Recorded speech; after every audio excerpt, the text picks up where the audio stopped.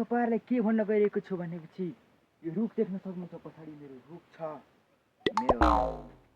प्रकृतिले दिएको रुख छ यसलाई काट्नु हुँदैन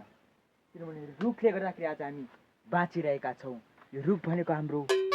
तन मन हो यसले गर्दाखेरि हामी बाँचिरहेका छौँ यस्तो काट्नेलाई यस्तो रुखहरू काट्नेलाई कारबाही गरेर पठाउनुपर्छ दर्शकबिनहरू देख्न सक्नुहुन्छ आज यो रुखले गर्दाखेरि हामी बाँचिरहेका छौँ यस्ता रुखहरूलाई अझ हामीले अझै टन्ने बिरुवाहरू लाउनुपर्छ काट्ने होइन अझै लगाउनुपर्छ जसरी काटिन्छ तिनीहरूलाई हामीले पनि यो दुनियाँदेखि हटाउनुपर्छ किनभने यो देशमा ती मान्छेहरूको खाँचो छैन किनभने नेपाल हो नेपालमा यस्ता मान्छेहरूको कमी धेरै कम गर्नुपर्छ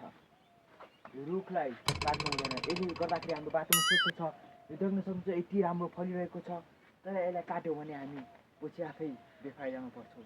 किनभने यसले गर्दाखेरि नै हाम्रो पछि हाम्रो अहिले ज्यान बाँचिरहेको छ पछि हाम्रो ज्यान जान सक्छ त्यसैले रुखहरूलाई काट्नु हुँदैन दाइ म बनाइदिन्थेँ तर के गर्ने खाना बनाउनुको लागि नास्ता बनाउनुको लागि त दाउरा चाहियो त दाउरै छैन के गर्ने न त बनाइदिन्थेँ दाउरा सिद्धा छ दाउरा उता छैन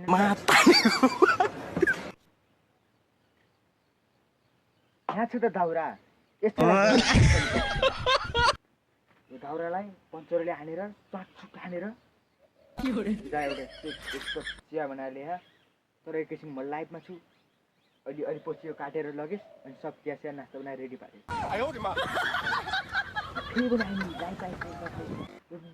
म के भन्न गएको थियो भने रुखलाई काट्नु हुँदैन किनभने यो रुखले गर्दा चाहिँ हामी बाँचिरहेका छौँ